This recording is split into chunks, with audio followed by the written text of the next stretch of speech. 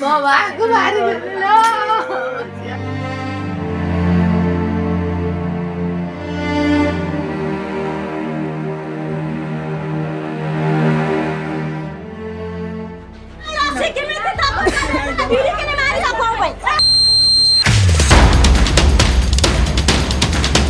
ବାରମ୍ବାର ମୋ ଭଉଣୀ କି ସେ ନିର୍ଯାତନା ଦିଅନ୍ତି। ଏତେ ବର୍ଷ ହେଲା ପରେ ମୋ ଭଉଣୀ କି ଶେଷରେ ସେମାନେ ହତ୍ୟା କରିଦେଲେ। ଭୋର 3ଟାରୁ ରାତି 11ଟା ପର୍ଯ୍ୟନ୍ତ ତାକୁ କାମ କରାନ୍ତି। ଝିଅକୁ ପ୍ରେସର ପକାନ୍ତି ଯେ ଏଇ ଜିନିଷଟି ଆମକୁ କେବଳ ଗୋଟିଏ ଜିନିଷ ହଉଛି ଯୌତୁକ ନିର୍ଯାତନା। ମଲା ପରେ ପ୍ରାୟ 3ଟା ପାଖାପାଖି ହବ ତାଙ୍କ ଗାଁ ଲୋକ ଫୋନ କରିକି କହୁଛନ୍ତି ଯେ ତମ ଝିଅ ମରିଯାଇଛି। କହୁଥିଲି ତୁ ମୋ ଫସଲର ଯୋଗ୍ୟ ନୁହଁ, ମୁଁ ତତେ ରଖିବି ନାହିଁ, ତତେ ଜୀବନରେ ମାରିଦେମି। ଆମ ଝିଅକୁ ଯେହେତୁ ମାରି ଯାଇଛି ସେ ଫାଶୀ କୁଣ୍ଡରେ ଝୁଲୁ। ଗତ 4 ଦିନ ହବ ମୋ ଭଉଣୀ ଚାଲି ଯାଇଛି। ମୋ ବାପା ଭଉଣୀ ରାତିରେ ଉଠିକି କୁଆଡେ ପଳଉଛନ୍ତି, କହୁଛନ୍ତି ମୋ ଝିଅ ମତେ ଡାକୁଛି ବୋଲି। କହିବୁ କଣ ସାର୍, ଆପଣ ତ ଦେଖୁଛନ୍ତି ଆମ ଘର ସବୁ ଗରିବ ଘର। ଆମର ଯେତିକି ଯାହା ଧନ ସମ୍ପତ୍ତି ଯାହା ଯେତିକି ଥିଲା ବିକ୍ରି ଟିକ୍ରି କରିକି ମୋ ବାପା ମୋ ଭଉଣୀକି ବାହାଘର କରିଥିଲେ। କିଛିଟା ଅଭିଯୋଗ ତାଙ୍କର ଥିଲା, 50,000 ଟଙ୍କା ଡିମାଣ୍ଡ ଥିଲା। ଆଉ ବାକି ସବୁ ଜିନିଷ ଦେଇଥିଲୁ, ଗଡରେଜ, ଫ୍ରିଜ ଆଉ 50,000 ଟଙ୍କା। ସେତିକି ଆମର ସକ୍ଷମ ନଥିଲା। ତାଙ୍କୁ କହିଥିଲୁ କି ଆମେ ବାହାଘର ପରେ ତାଙ୍କୁ ଦେଇଦେବୁ ବୋଲି। ଯେହେତୁ ଆମର ଅସୁବିଧା, ଆମର ଅଚଳ ଘର, ଆମେ ଦେଇ ନ ପାରିବାରୁ ବାରମ୍ବାର ମୋ ଭଉଣୀ କି ସେ ନିର୍ଯାତନା ଦିଅନ୍ତି। ତମ ଘରକୁ କହ, ସେ ଆମକୁ ଏଇ ଜିନିଷଟା ଦେବେ। ସେମାନେ କେବେ ଆମକୁ ମୁହଁ ଖୋଲିକି କହିନାହାନ୍ତି ବନ୍ଧୁ ମାନଙ୍କ ଆଗରେ କି ଆମକୁ ଏଇ ଜିନିଷଟା ଦିଅ। ସେ ମୋ ଭଉଣୀ ଦ୍ଵାରା କୁହନ୍ତି କି ତୁ କହ ତୋ ବାପା ଘରକୁ, ସେ ଆମକୁ ଏଇ ଜିନିଷଟି ଆଣିକି ଦବ ବୋଲି। ମୋ ଭଉଣୀ କେବେ ମୋ ବାପା ଭାଇଙ୍କି କହିନି ଡାଇରେକ୍ଟ ମତେ ଦିଅ ବୋଲି। ସେ ଜାଣିଛି ମୋ ବାପା ଭାଇଙ୍କ ପରିସ୍ଥିତି କେମିତିକା। ସେ ମୋ ପାଖକୁ ଫୋନ କରି ଝିଅ ତୁ ବାପାକୁ ବୋଉକୁ ଫୋନ କରି କହିବୁ, ସେ ମତେ ଏମିତି କହୁଛନ୍ତି ଯେ ତାଙ୍କୁ ଜିନିଷ ଆଣିକି ଦେଇଦେବେ। ମୁଁ ଯେତେବେଳେ ବାପା ମାଙ୍କ ପାଖକୁ ଫୋନ କରି କୁହେ ତା ଜିନିଷଟି ତାକୁ ଦିଅ ବୋଲି, ମୋ ଭଉଣୀ କେମିତି କହୁଛନ୍ତି ବୋଲି, ସେମାନେ ଫୋନ କରି ତାକୁ କୁହନ୍ତି ଯଦି ତତେ ଏମିତି ହଇରାଣ ହରକତ କରୁଛନ୍ତି, ତୁ ବ୍ୟସ୍ତ ହ ନା, ମୁଁ କିଛି ମୋ ଗାଁରୁ ସରପଞ୍ଚ କି 2ଟା ଭଦ୍ରଲୋକ ନେଇକି ଯାଉଛି, ତାଙ୍କୁ ବୁଝେଇକି ଆସିବି। ମୋ ଭଉଣୀ ମନା କରିକି ନାଇଁ ତମେ ଆସ ନା, ତମେ ସେ ଜିନିଷଟି ତାଙ୍କୁ ଦେଇଦେଲେ ସେ ଶାନ୍ତି ହେଇଯିବେ, ସେ ଜିନିଷଟି ତାକୁ ଦେଇଦିଅ। ଏମିତି କହି ଏତେ ବର୍ଷ ହେଲା ପରେ ମୋ ଭଉଣୀ କି ଶେଷରେ ସେମାନେ ହତ୍ୟା କରିଦେଲେ। ଗୋଟିଏ କଥା ହଉଛି,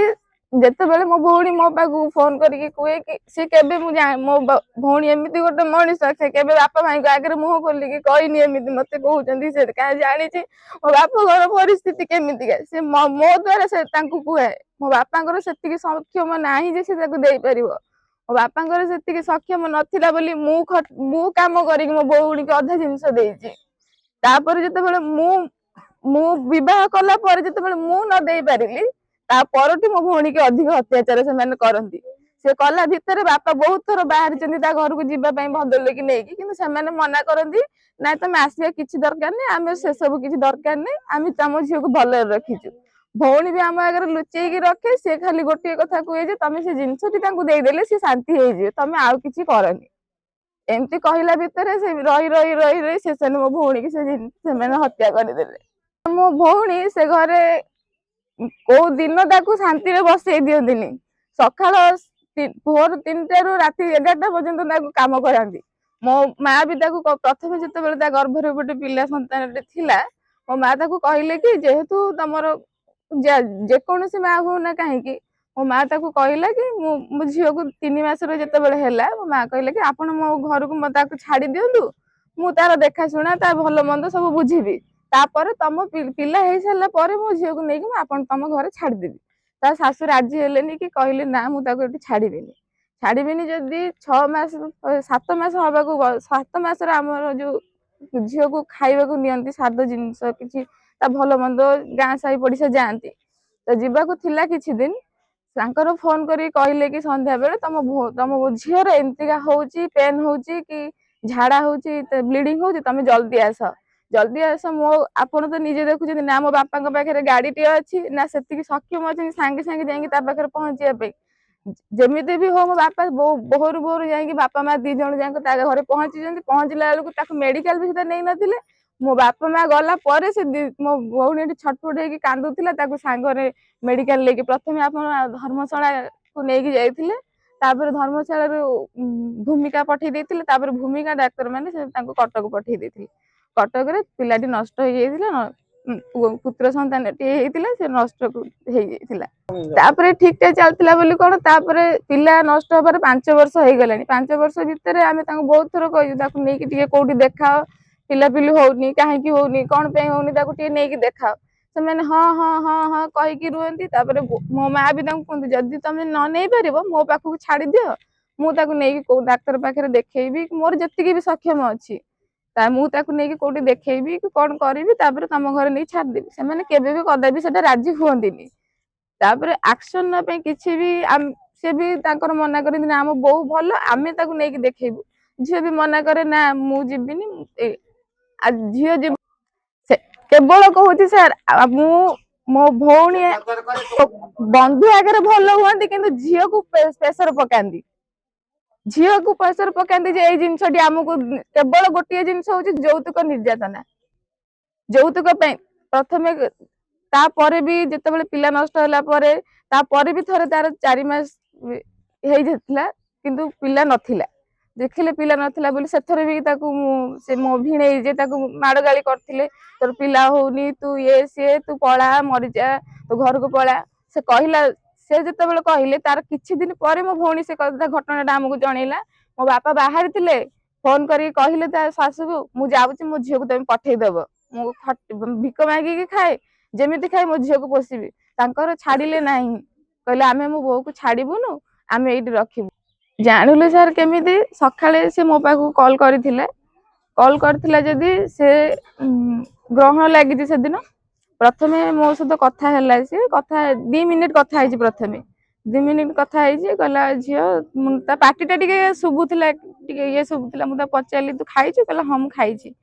ତାପରେ କହିଲି ତୁ ପାଟି ଏମିତି ଶୁଭୁଛି ନା ମତେ ଥଣ୍ଡା ହେଇଛି ମୁଁ ରଖୁଛି ପରେ ତତେ କଲ୍ କରିବି ମୁଁ ରଖୁଛି ଟିକେ ଆସିଲାନି ତାପରେ ସିଏ ସେପଟୁ କଲ୍ କରିକି କହୁଛି କି ଝିଅ ଲୋ ବାପାକୁ ଟିକେ ବୁଝେଇକି ତୁ ତ ଏବେ ଘରେ ଅଛୁ ଆଉ ବାପାକୁ ପୁଅକୁ ଟିକେ ବୁଝେଇକି କହିବୁ ତାଙ୍କୁ ଟିକେ ଜଲ୍ଦି ଦେଇଦେବେ କାହିଁକି ନା ତୋ ନନା ମତେ ମୋ ଭିଣେଇ ଯିଏ ତାକୁ କାଲି ସେଇଦିନ କାଳେ କହିଛନ୍ତି ସେ ଜିନିଷ କଥା ତାଙ୍କ ସ୍ୱାମୀ ସ୍ତ୍ରୀ ଭିତରେ ଝଗଡା ଲାଗିକି ମୋ ଭିଣେଇ ବି ତାକୁ ମାଡଗାଳି କରିଥିଲେ ମୁଁ ବି ତାକୁ କହିଛି ମୋ ବାପାକୁ ତୁ ବ୍ୟସ୍ତ ହ ନା ମୁଁ ଏଇଠି ଅଛି ବାପାକୁ ନେଇକି ସାଙ୍ଗରେ ଯିବି ନାଇଁ ତୁ ବାପାକୁ ନେଇକି ସାଙ୍ଗରେ ଆସିବା ଦରକାର ନାହିଁ ତୁ ସେ ଜିନିଷଟି ତାଙ୍କୁ ଦେଇଦେଲେ ମୁଁ ଖୁସିରେ ରହିବି ଏତିକି କହିକି ସେ ଫୋନ କାଟିଛି ଆମେ ଆଉ ଜାଣିନୁ ଯେ ସେ ଏମିତି କରିଦେବେ ବୋଲି ମୋ ଭଉଣୀକି ମାରିଦେବେ ବୋଲି ମଲା ପରେ ପ୍ରାୟ 3ଟା ପାଖାପାଖି ହବ ତାଙ୍କ ଗାଁ ଲୋକ ଫୋନ କରିକି କହୁଛନ୍ତି ଯେ ତମ ଝିଅ ମରିଯାଇଛି ବୋଲି ତାଙ୍କ ପରିବାର ଲୋକ କେହି ବି ଆମ ପାଖକୁ ଫୋନ କରିନାହାନ୍ତି ତମ ଝିଅ କଣ ହେଇଛି କି ମରିଯାଇଛି କି କଣ ସେସବୁ ଆମକୁ କିଛି ବି ଜଣେଇ ନାହାନ୍ତି ସନ୍ଦେହ ସାର୍ କଣ ମୋ ଭଉଣୀ କି ସେମାନେ ମାରି ଦେଇଛନ୍ତି ମୋ ଭଉଣୀ କେବେ ବି ନିଜ ହାତରେ ନିଜ ଜୀବନକୁ ନଷ୍ଟ କରିବେନି ମୁଁ ଡେଲିଭରି ଯାଇଥିଲି ମୁଁ ସାଡୁ ଫେରିଲା ଭିତରେ ଆମ ମାନିନୀ ଦଳେଇର ତା ଶାଶୁ ତା ଶ୍ୱଶୁର ଆସିଥିଲେ ମତେ ଦେଖିକି ନମସ୍କାର ହୋଇଲେ ମାନେ ସମୟ ନମସ୍କାର କଣ ଭଲ ନା କହିଲେ ହଁ ଗୋଟେ ଶୁଭର ସମ୍ବାଦ ଦେବାକୁ ଆଇଛି ଆଜି ଝିଅ ମରିବା 4 ଦିନ 16 ଦିନ ହେଇଥିଲା ସେ ଆମ ଗାଁକୁ ଆସିଥିଲେ 16 ଦିନ ଭିତରେ ଯେତେବେଳେ କହିଲେ ମାନେ କଣ ପାଇଁ କହିଲେ ନା ମାନିର ପୁଅ କି ଝିଅ ହବାର ଅଛି ଆଉ ତମେ ଟିକେ ଆମ ଘରକୁ ଯିବ ଆମ ଝିଅକୁ ଟିକେ ମେଡିକାଲ ନେଇକି ଦେଖାଶୁଣା କରିବା